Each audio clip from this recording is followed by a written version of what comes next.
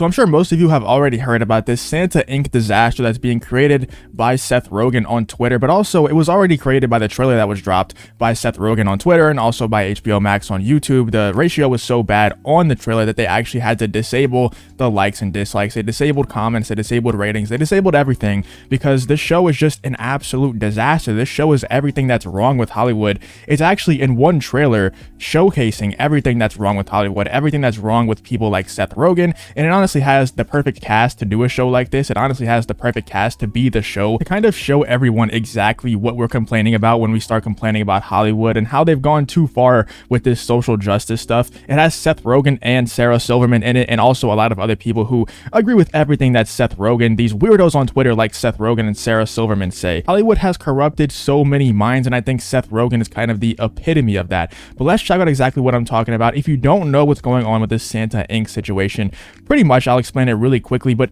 you should go watch the trailer for yourself because it's ridiculous. It's absolutely hilarious what they're doing with this show.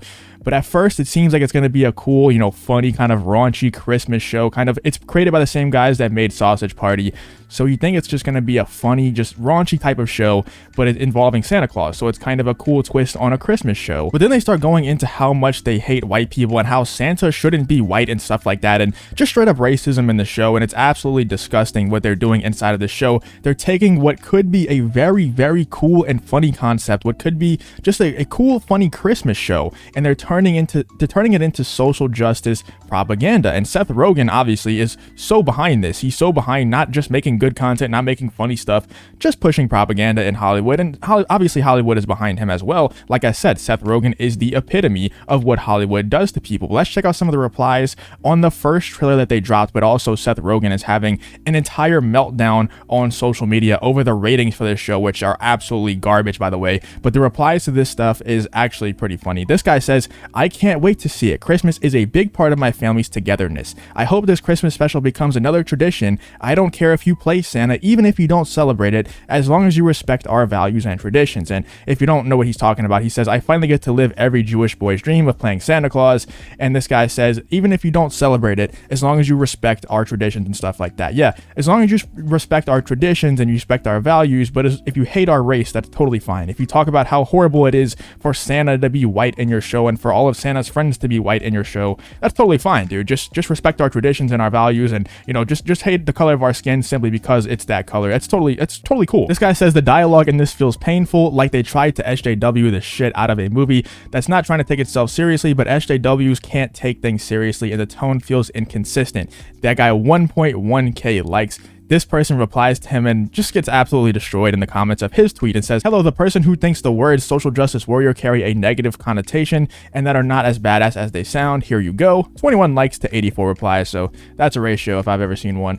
Moving on to this next tweet, this is where, Seth Rogen kind of had his meltdown, but first let me show you why he's having this meltdown. It's because of this right here. The Santa Inc. Rotten Tomato score is 3% average audience score, so about as bad as it can get. I'm sure this score will be frozen soon and it will be bumped up to 30% somehow magically overnight. They'll find some reviews in there overnight and somehow bump it up to 25 or 30%. We all know what's going to happen. We all know the reviews will get frozen soon, just like they were from Masters of Universe Revelation with the whole Kevin Smith meltdown on Twitter, and then they froze the reviews on that and bumped it up, 10, 20%, whatever they did. But here is the meltdown from Seth Rogen. This is the really embarrassing part from Seth Rogen. He says, we really pissed off tens of thousands of white Supremes. I can't say the word, obviously, you know why.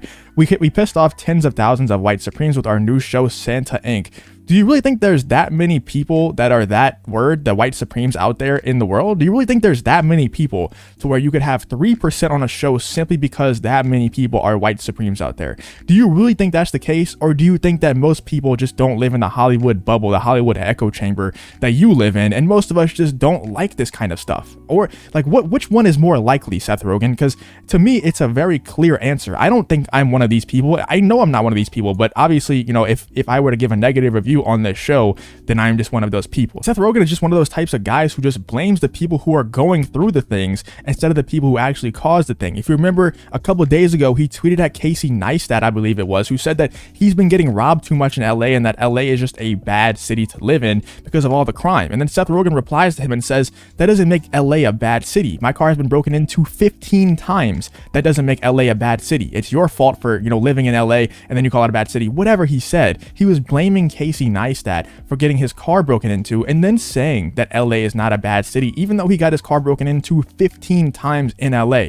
That's absolutely ridiculous. Do you not realize that it's not normal to get your car broken into 15 times? That means that your city is a bad city. It's a crime-riddled city if your car is getting broken into 15 times in your time period of living there. But once again, Seth Rogen exists in this echo chamber, in this bubble, where he doesn't realize that there's an outside world outside of LA, outside of Hollywood. He doesn't understand that Hollywood is not the entire country, that Hollywood isn't the entire world. So he thinks that getting his car broken into 15 times is just totally normal. That's just totally normal human behavior. That's something that every human has to go through in their city. It doesn't make your city bad. That's just what everyone has to go through. That's not the case. Seth Rogen just doesn't understand, and YetiCast kind of put it perfectly right here.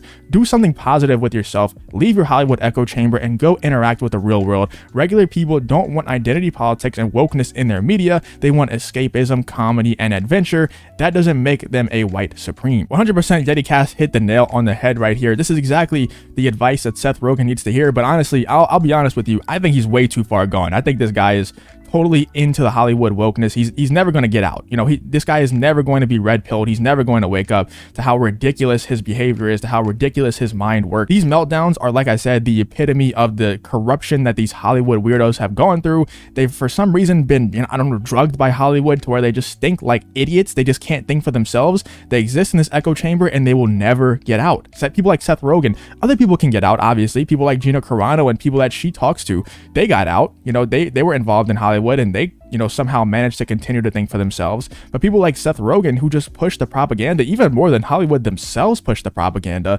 he's never going to get out, man. But let's read the rest of the tweet. He says, I pissed off tens of thousands of white supremes with our new show, Santa Inc., which is now available on HBO Max. Please read the responses to this tweet for confirmation. So, like I said, he's blaming this 3% audience score, and I don't know how to see how many reviews there are on the show. I think they might have taken that off. I'm not really sure. Let me see if I can see this.